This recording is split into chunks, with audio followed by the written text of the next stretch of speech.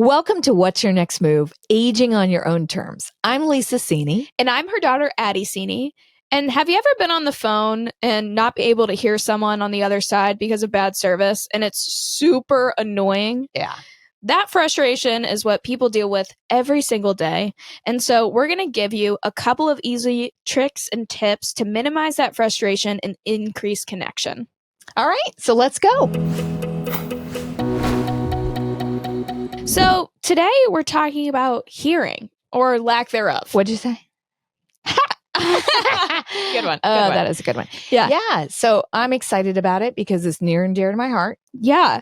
So you have a pretty, maybe funny, maybe sad, a little bit of both story that's called the sticky note story. Yeah. So my parents are like a little bit like Edith and Archie Bunker, if you've ever watched that show.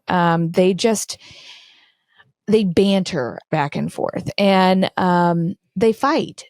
I mean, they've calmed down now. They don't fight that much now. Now they pout, have a tendency to pout a little bit more. Where before they used to fight, but now after like, what is it? Like, I don't know, 63 years, 100 years of marriage. Yes. Yeah, they do that. So I remember when I first understood that my dad was having some hearing issues.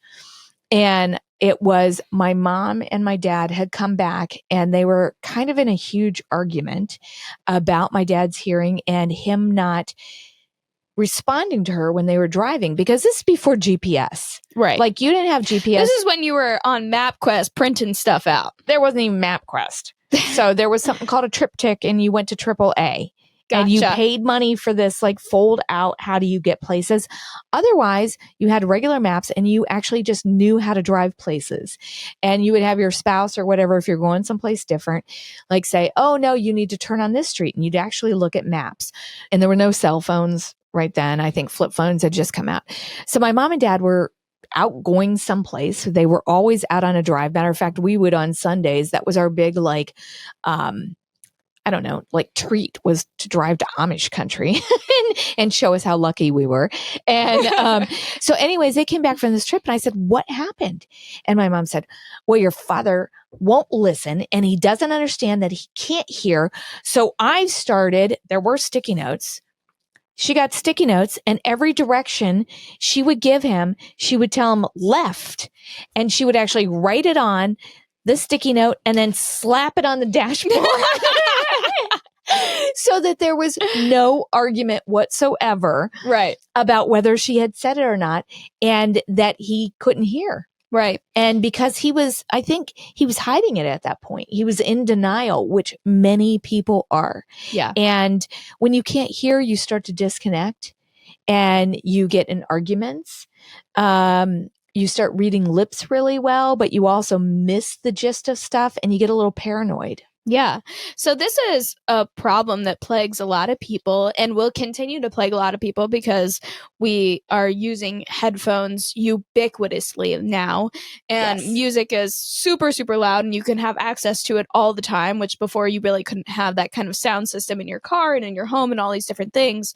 So this is really a problem that you need solutions to now for the people that are suffering now, but also you can utilize a lot of these tips and tricks as preventative medicine later as well. That's true. So I'm going to read some stats here. And what you've got to understand is that for an older adult, like 80s, 90s, that kind of thing, if you worked in a factory, if you were in a war, if you're a musician, you might have bad hearing, okay, or had a virus or something like that. But generally, there were a lot of people that had pretty good hearing. As you age, you do get worse hearing, and sometimes wax has a little bit to deal with that. But right now, Addie, 26 million people in the U.S. between 20 to 69 have hearing loss. Between 20 to 69. 22 million U.S. workers are exposed to hazardous noise levels annually. Nearly 50% of persons aged 12 to 35. So I'm 25. Yep. So that's your range. Could be exposed to unsafe noise from personal listening devices, the earbuds, the headphones, all that kind of stuff. And 40% in this age group could be exposed to potentially damaging levels by like going to music festivals and things like that. Musicians are 400% more likely to have hearing loss Mm-hmm. and 50% more likely to have tinnitus. I can't say it, Tendinitis, yeah. but it's like ringing in your ears. That's what it's called, technically, ringing in your ears. Okay. But here's the really big ones. People with mild hearing loss are three times more likely to have a history of falling. Mm-hmm. Because when your eyes and your ears work together, and you can have a vestibular mismatch, and so you can have a fall three times more likely, and no one wants to fall, because if you break your hip or your knees or whatever, there's horrible outcomes for that. Right. And then lastly, adults with untreated hearing loss are far more likely to have dementia, like 50% more. Right. Yeah, 50%. So that's a lot of statistics that kind of support the idea that one, hearing is super important. Mm-hmm. And it's not only super important for your physical health, so retaining your balance and ability to, be mobile and to not be a fall risk, but also it really is about connectivity too. Oh, yeah. Which I feel like that's where the dementia side comes in. I've said it before that if you don't use it, you lose it. Mm-hmm. And if you can't hear people and you can't engage, then how can you have meaningful conversations that you're using your brain for? Right. And when you start disconnecting more and more and more, you kind of forget how to connect properly. Mm-hmm. Right. Yeah. Yeah. You can see that was definitely evident in COVID for sure. Yeah. Yeah. We really forgot how to connect properly. I, have very close relationship with people that can't hear well. My gramps, he oftentimes has selective hearing. So all of a sudden, when you're whispering something under your breath about him, he can hear perfectly. So to be fair, there are certain pitch things. Yeah. So sometimes a whisper is easier to hear. So I always defend my dad. Yeah. But sometimes a whisper is easier to hear than something loud. Right. Definitely. And I did learn a lot of ways to navigate these situations with my grandparents because I valued my relationship with them a lot.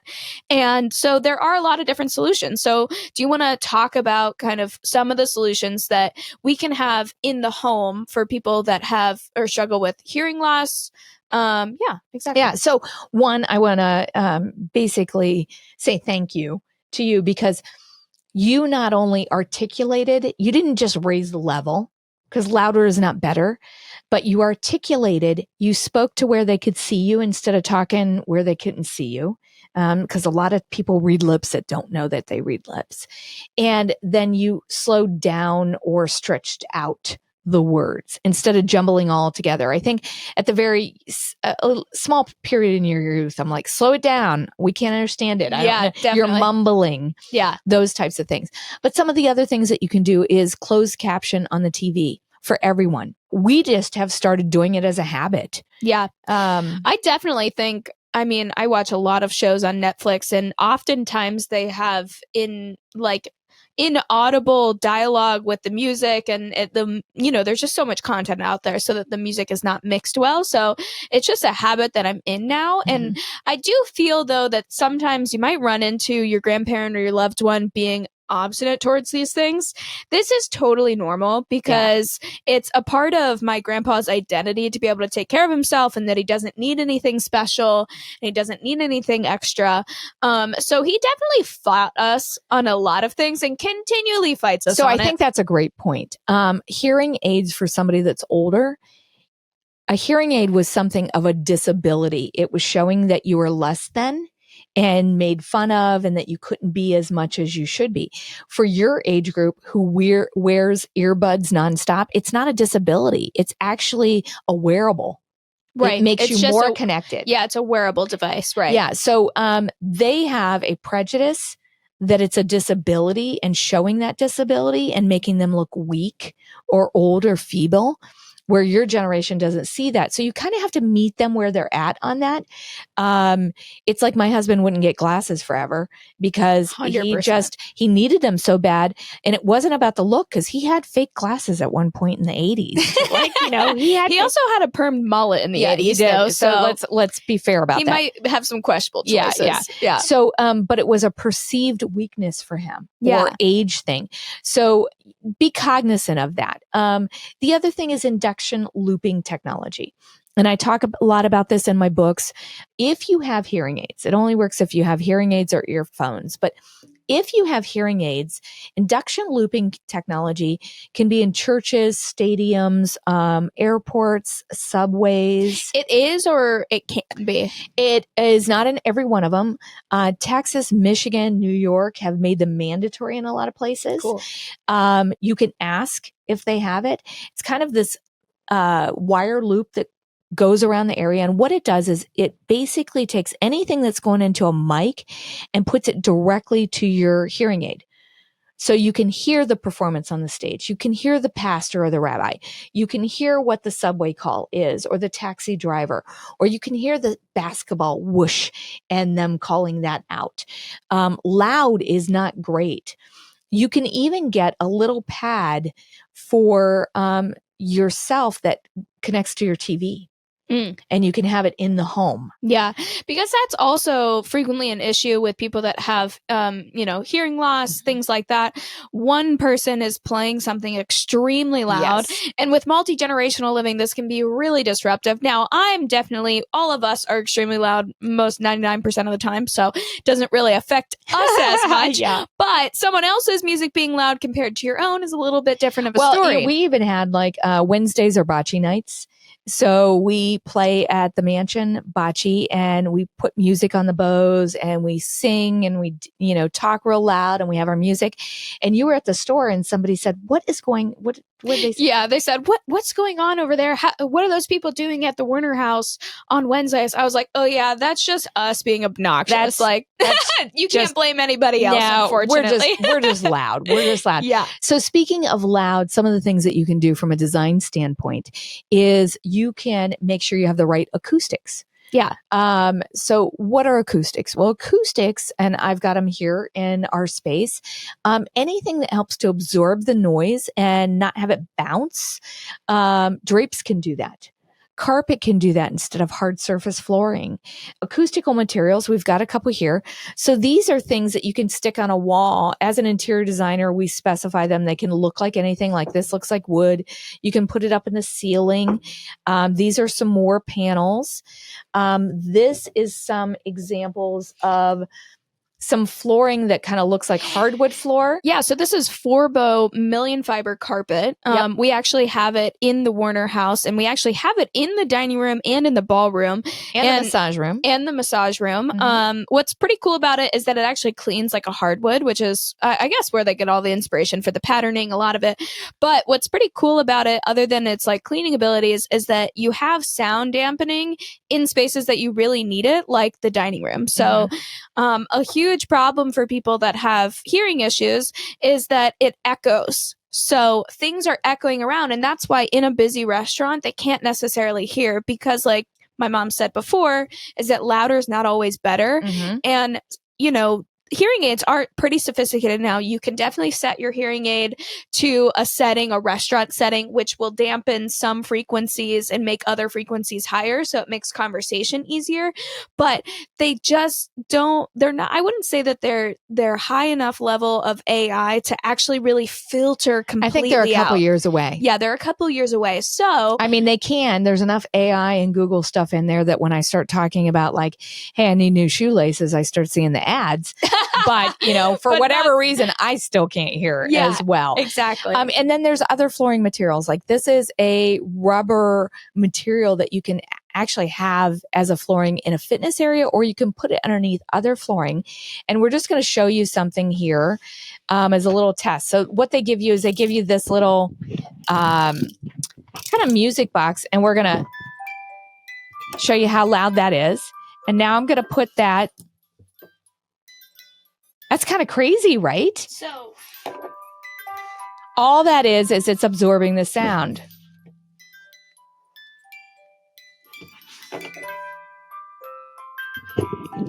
So for our listeners that aren't watching, basically what we just did is that there's a little music box and we place it on just the hard surface of the desk, and then we place it on these different materials, and you can just hear the complete difference in the sound absorption, which is just really cool. And so it just really, I mean, that's a great just example of how also other people are experiencing sound is not how you experience it. Oh, most definitely. It's to be aware. And just so you know, that little rubber flooring is from Ecor, and it's called Echo Silence. So this is something your interior designer, or we, if you want us to help you out, can help you with. But you also notice the Forbo floor really helped with that as well. Yeah.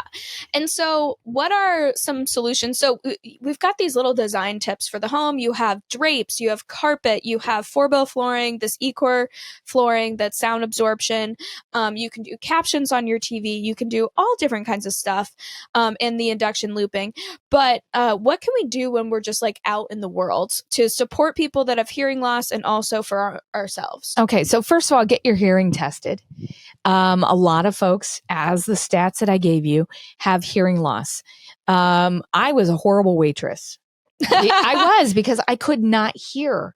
Interesting. Yeah, I would always have to say, could you say that again? Like, it's irritating, right? It wasn't that I wasn't listening. It's I couldn't hear. And what I've realized is I can't hear in settings with a lot of background noise, clicking of forks and knives on plates, moving of like restaurant style noise. I have a real difficult time with it. Matter of fact, there's a couple of my favorite restaurants here that I can't go to because I can't enjoy the conversation. Right. So why burden myself with that, right? Now, my sister has hearing loss from a virus in one ear, so she's deaf. She will specifically situate herself so that her good ear is next to where she wants. And if we're at a dinner table or something like that, she'll say, Lisa, can I switch seats with you? Right. So that I can be where I can hear. Yeah. And she just says that. And because I forget, she don't look any different, you know? Yeah.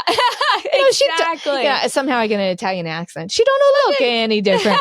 So, I can't tell. There's nothing that says this ear can't hear. That's a great point also, is that this kind of issue is there's no visual cue for it. Right. So how are you It's supposed not to a limp. know? Yeah, it's not a it's not a mobility issue that can be relatively obvious sometimes.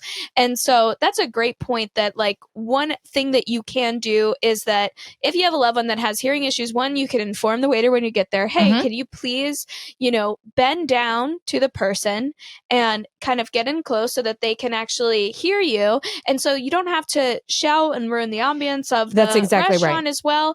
And also looking for restaurants that actually have more, some of these acoustical materials. You can look for ones that have sound paneling, booths. Like not an open cavernous area, maybe a little bit more boutique-y or intimate settings really helps. But I do always, when we're going to eat at a restaurant with my father, I'll say to the waitress, I'll pull her over and say, my father is hard of hearing. So if he asks you, please speak loud and clear and, make sure that he can see your face. And articulate. Because it is difficult for him. So it's easier to do that. And I'm also like, Dad, don't ask 50 questions, because he gets into it where he wants to like ask. I'm like, you can't hear. This is going to be like really hard. Well, a lot of the time, and I don't necessarily agree with that. I think Gramps is the funniest person ever. He does it on purpose. So he's asking all kinds of questions and just riling people up, which that points to the idea of connection too, of like, if you choose restaurants that support your loved ones, then they can be their true selves and you can connect with them on the level that you are normally able to. And there's some other cool things too. So if you have an iPhone or know somebody that has an iPhone and you have a hearing aid, you can connect it to that and put your iPhone down on the table if you're with friends or at the dinner table or at a restaurant, and it'll act as a speaker. That's pretty darn cool. Yeah, that's super cool. And then there's some other things. There's, you can buy kind of hearing aids that aren't hearing aids. They're earbuds. and they cancel background noise so that they just pick up voice. Yeah. These are from New Era. Yeah. And then you can also get some very sophisticated hearing aids. Yeah. So tell us a little bit of those, the Livio. Yeah. Livio AI from Starkey. So I love Livio. And the reason why I love Livio is, one, my dad has these. He doesn't use all the bells and whistles, but they're really, really light. You can't hardly see them. They fit the ear really well. They actually fitted me with them. So that's one of the things. They're fashionable. But two, they have this AI in them, and they have determined that the ear is the new wrist. So they are really a wearable. You know how everybody's wearing these, Whoop or a Fitbit or your Apple Watch or whatever. And it's doing your heart monitor. It's doing all that. Mm-hmm. Well, it actually reads much better on your ear. The blood vessels are closer in your ear. So it can read all those things, and it can give you all your health data. So it can read your vitals and that's exactly right. So it can give you wellness scores, brain scores, body scores. It has fall detection. It has an actual connection detection. So it can tell if you haven't been talking to people exactly enough, and it can give you a warning of, hey, basically like a loneliness detector of like, hey, you need to be connecting with people a little more often. 100%. It can also translate 27 different languages. That's so cool. I mean, that's something that not regular headphones can't do, or your regular ears can't do. That's exactly right. And it can count your steps and mobility. So you can put all your fitness in there. So it can also do the other thing on that, you can tune it on your phone very easily. Like, I'm in a restaurant, I'm in that. One of the things that I find a little bit difficult with some of the other hearing aids is trying to press through the 50 buttons or on headphones to figure out which one's restaurant, which one's quiet, which one's movie, which one's talking. Like, just give me my app on my phone. Yeah. Now, a recommendation too, to support your loved ones that do have, are wearing hearing aids and things like that. If they do have an app on their phone for it, I would just, Gramps doesn't like using his phone. He's got sausage fingers. He's not trying to use them. He doesn't understand it. So I would make sure that you're kind of there for the process of setting it up. And then when you're going to the restaurant with them, grab their phone and just put it on restaurant mode. Yes. So that he doesn't have to worry about it. And, 100%. And because he's not going to anyways, and it's about connecting. It is. But interestingly, he will not text us. He won't use voice to text. He will call us, though. He can figure out how to do that. And he can figure out how to do ESPN on all the scores, what Ohio State's doing, what his favorite teams are doing, the Guardians. So I guess it's like selective hearing, selective use. Yeah. So you say, oh, he can't use it. And I'm like, oh, I see him using it a lot when he's trying to find a new car. Yeah, that kind of stuff. Yeah, exactly. But so there's a lot of different things you can do in the home and outside of the home. And so can you give us a little recap of like... Sure. Basically, here's a recap, is that everybody's probably got hearing loss. You are, 50% more likely to have dementia if you don't treat it, 3 times more likely to fall. You need to get it dealt with. And hearing aids, your ears continually grow. And so you have to get them changed out. People say they're uncomfortable, and that's why. Gotcha. It's your nose and your ears. So it's not like something else that you don't have to, like, you spend money on it and then you don't have to get them refitted. You have to do that. Learn how to use them. But if you're not going to do those things because they're super awesome, you can still do induction loop technology, acoustics, drapes and flooring, and the materials you slap on the wall or the ceiling. And you can just articulate. Slow down, articulate your words, and do them so someone can see them, and then close caption on the TV so everybody can enjoy it. Yeah, I think, and then the last thing would just be, when you're utilizing your hearing aids, you have the iPhone option as a microphone, essentially. You can go to restaurants that have good acoustics, and also just inform your servers ahead of time so that it kind of removes some of that embarrassment, and also so that they can enable your loved one to have the best time that they can. That's awesome. So what's the one thing you can do today to have a better tomorrow? So I would say, this is kind of close to home for me, is that teach your kids how to speak to their grandparents. So teach them to bend down, to articulate, and to face them. Mm-hmm. Time